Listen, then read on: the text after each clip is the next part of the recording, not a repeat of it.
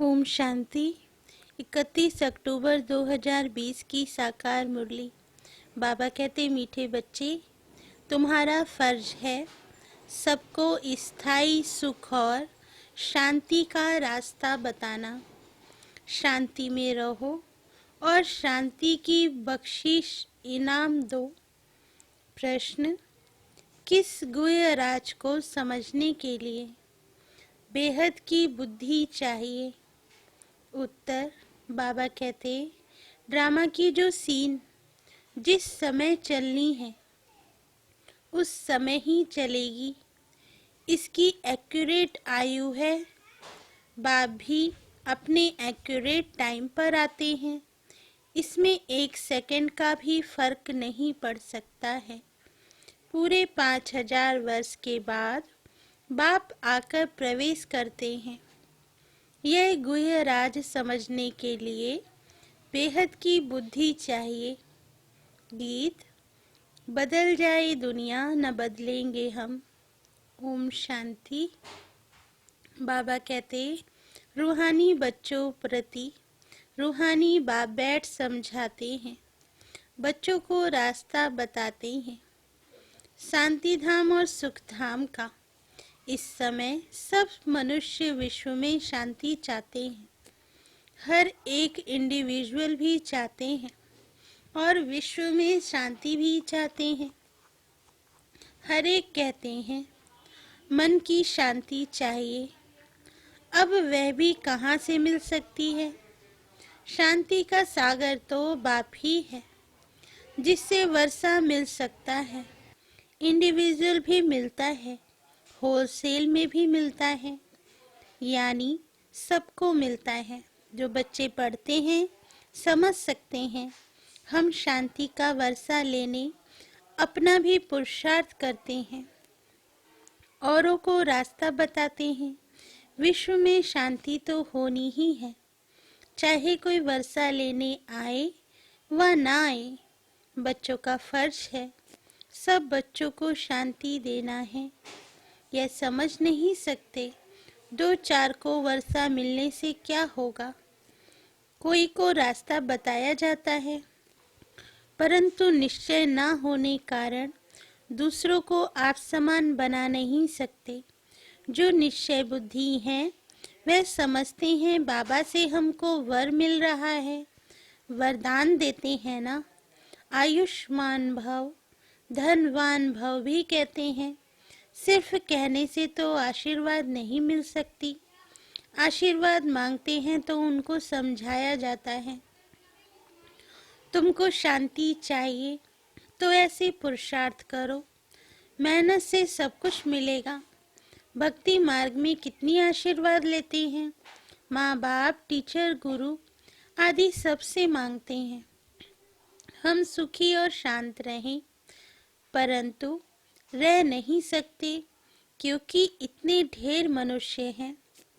उनको सुख शांति मिल कैसे सकती। गाते भी हैं शांति देवा, बुद्धि में आता है हे परम पिता परमात्मा, हमको शांति की बख्शिश करो। वास्तव में बख्शिश उसको कहा जाता है जो चीज उठाकर देवे। कहेंगे यह तुमको बख्शीश है, इनाम है। बाप कहते हैं बख्शीश कोई कितनी भी करते हैं, धन की, मकान की, कपड़े आदि की करते हैं, वह हुआ दान पुण्य अल्पकाल के लिए। मनुष्य मनुष्य को देते हैं। साहूकार गरीब को अथवा साहूकार साहूकार को देते आए हैं। परंतु यहाँ तो है शांति और सुख स्थायी। यहाँ तो कोई एक जन्म के लिए भी सुख शांति नहीं दे सकते, क्योंकि उनके पास है ही नहीं। देने वाला एक ही बाप है। उनको सुख शांति पवित्रता का सागर कहा जाता है।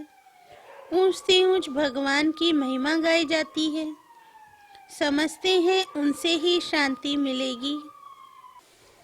फिर वे साधु संत आदि पास जाते हैं, क्योंकि भक्ति मार्ग है। ना तो फेरा फिराते हैं, वह सब है अल्पकाल के लिए पुरुषार्थ। तुम बच्चों का अभी वह सब बंद हो जाता है। तुम लिखते भी हो बेहद के बाप से 100% पवित्रता, सुख शांति का वर्षा पा सकते हो। यहाँ 100% अपवित्रता, दुख अशांति है, परंतु मनुष्य समझते नहीं। कहते ऋषि मुनि आदि तो पवित्र हैं, परंतु पैदाइश तो फिर भी विष से होती है ना। मूल बात ही यह है, रावण राज्य में पवित्रता हो न सके। पवित्रता, सुख शांति आदि सबका सागर एक ही बाप है।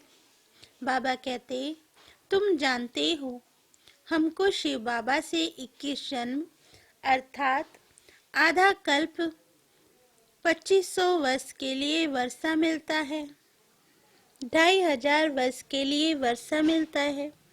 यह तो गारंटी है। आधा कल्प सुख धाम, आधा कल्प है दुख धाम। सृष्टि के 2 भाग हैं, एक नई एक पुरानी। परंतु नई कब पुरानी कब होती है यह भी जानते नहीं।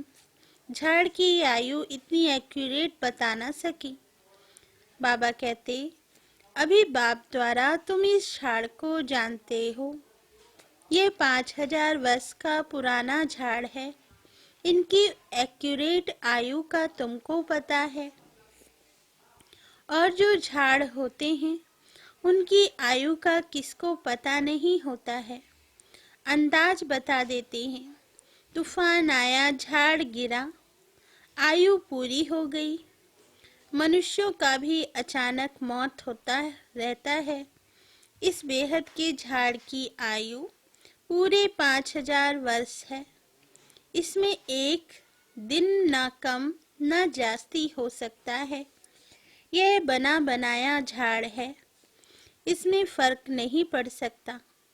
ड्रामा में जो सीन जिस समय चलनी है उस समय ही चलेगी, हूबहू रिपीट होना है। आयु भी एक्यूरेट है। बाप को भी नई दुनिया स्थापन करने आना है। एक्यूरेट टाइम पर आते हैं। 1 सेकंड का भी उसमें फर्क नहीं पड़ सकता। यह भी अब तुम्हारी बेहद की बुद्धि हुई। तुम ही समझ सकते हो। पूरे 5000 वर्ष बाद बाप आकर प्रवेश करते हैं।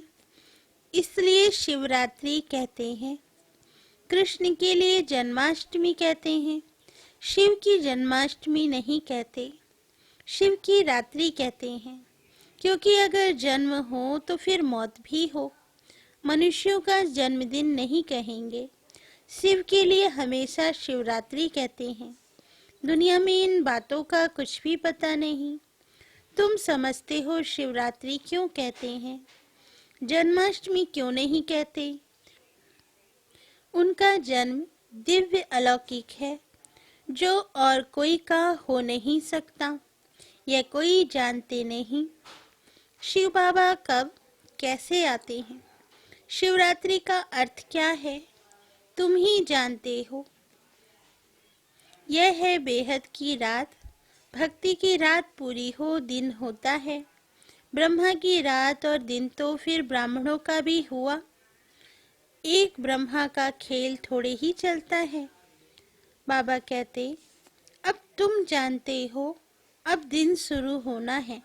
पढ़ते पढ़ते जाए, अपने घर पहुँचेंगे, फिर दिन में आएंगे। आधा कल्प दिन और आधा कल्प रात गाई जाती है, परंतु किसकी भी बुद्धि में नहीं आता। वो लोग तो कहेंगे कि कलयुग की आयु 40,000 वर्ष बाकी है, सतयुग की लाखों वर्ष है। फिर आधा आधा का हिसाब ठहरता नहीं। कल्प की आयु को कोई भी जानते नहीं। तुम सारे विश्व के आदि मध्य अंत को जानते हो। यह 5000 वर्ष के बाद सृष्टि चक्र लगाती रहती है। विश्व तो है ही, उनमें पाठ बजाते बजाते मनुष्य ही तंग हो जाते हैं। यह क्या आवागमन है। अगर 84 लाख जन्मों का आवागमन होता तो पता नहीं क्या होता। ना जाने के कारण कल्प की आयु भी बढ़ा दी है। बाबा कहते, अभी तुम बच्चे बाप से सन्मुख पढ़ रहे हो, अंदर में भासना आती है। हम प्रैक्टिकल में बैठे हैं। पुरुषोत्तम संगम युग को भी जरूर आना है। कब आता है, कैसे आता है, यह कोई नहीं जानते। बाबा कहते, तुम बच्चे जानते हो तो कितना गदगद होना चाहिए। तुम ही कल्प कल्प बाप से वर्षा लेते हो, अर्थात माया पर जीत पाते हो, फिर हारते हो। यह है बेहद की हार और जीत। उन राजाओं की तो बहुत ही हार जीत होती रहती है। अनेक लड़ाइयाँ लगती रहती हैं। छोटी सी लड़ाई लगती है तो कह देते अब हमने जीता। क्या जीता? थोड़े से टुकड़े को जीता। बड़ी लड़ाई में हारते हैं तो फिर झंडा गिरा देते हैं। पहले पहले तो एक राजा होता है, फिर और वृद्धि होती जाती हैं। पहले पहले इन लक्ष्मी नारायण का राज्य था, फिर और राजाएं आने शुरू हुए, जैसे पोप का दिखाते हैं। पहले एक था, फिर नंबरवार और पोप भी बैठते गए।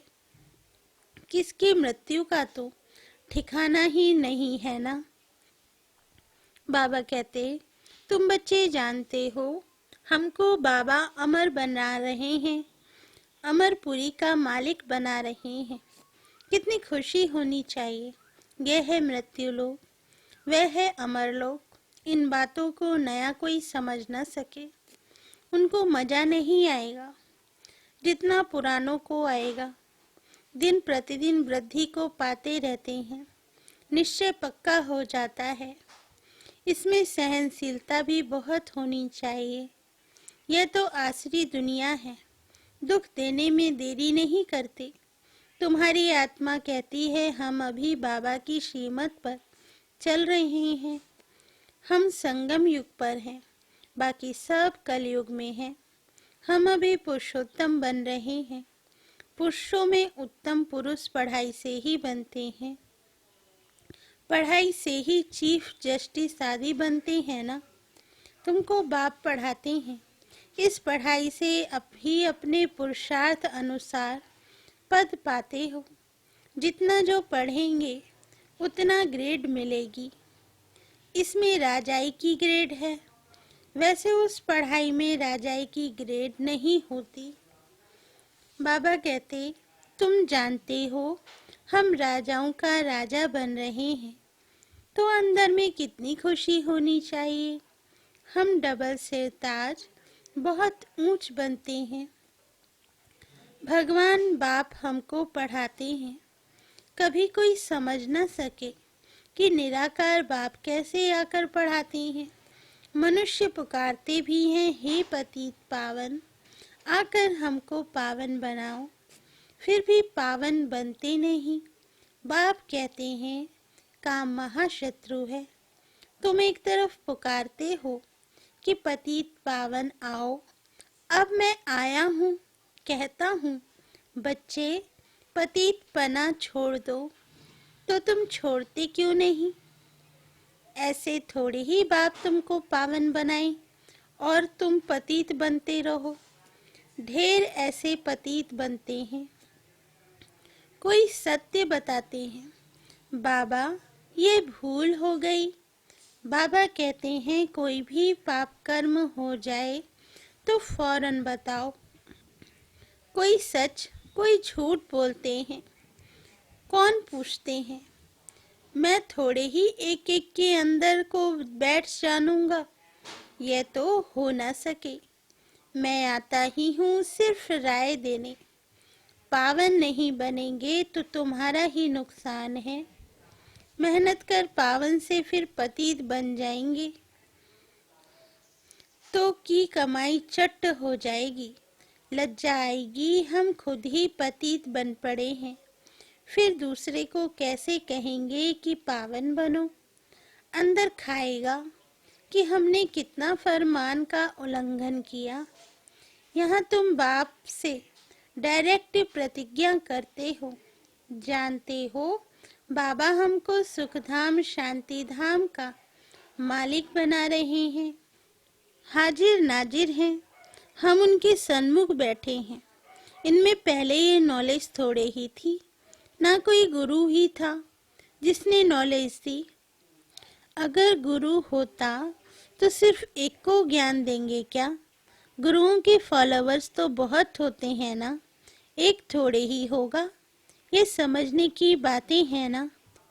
सतगुरु है ही एक, वह हमको रास्ता बताते हैं, हम फिर दूसरों को बताते हैं।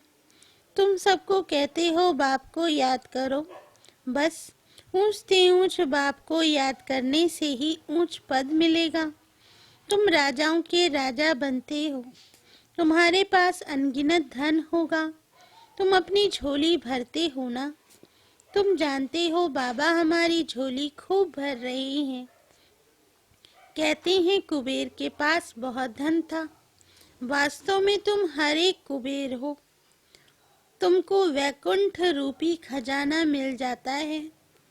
खुदा दोस्त की भी कहानी है, उनको जो पहले मिलता था उसको एक दिन के लिए बादशाही देते थे। ये सब दृष्टांत है। अल्लाह माना बाप, वह अवलदीन रास्ता है, फिर साक्षात्कार हो जाता है। तुम जानते हो बरोबर हम योग बल से विश्व की बादशाही लेते हैं। अच्छा, मीठे मीठे सिकिलदे बच्चों प्रति माता पिता बाप दादा का याद प्यार और गुड मॉर्निंग। रूहानी बाप की रूहानी बच्चों को नमस्ते। हम रूहानी बच्चों की रूहानी माता पिता बाप दादा को याद प्यार गुड मॉर्निंग और नमस्ते बाबा नमस्ते। धारणा के लिए मुख्य सार। फर्स्ट पॉइंट, इस आसुरी दुनिया में बहुत बहुत सहनशील बनकर रहना है। कोई गाली दे, दुख दे तो भी सहन करना है। बाप की श्रीमत कभी नहीं छोड़नी है। सेकंड पॉइंट, डायरेक्ट बाप ने पावन बनने का फरमान किया है, इसलिए कभी भी पतित नहीं बनना है। कभी कोई पाप हो तो छिपाना नहीं है। वरदान, परमात्मा मिलन द्वारा रूह रिहान का सही रिस्पॉन्स प्राप्त करने वाले बाप समान बहुरूपी भव। वरदान का सार, जैसे बाप बहुरूपी है, सेकंड में निराकार से आकारी वस्त्र धारण कर लेते हैं, ऐसे आप भी इस मिट्टी की ड्रेस को छोड़ आकारी फरिश्ता ड्रेस, चमकीली ड्रेस पहन लो तो सहज मिलन भी होगा और रूह रिहान का क्लियर रिस्पॉन्स समझ में आ जाएगा, क्योंकि यह ड्रेस पुरानी दुनिया की वृत्ति और वाइब्रेशन से, माया के वाटर या फायर से प्रूफ है। इसमें माया इंटरफेयर नहीं कर सकती। स्लोगन, दृढ़ता असंभव से भी संभव करा देती है। अच्छा, ओम शांति।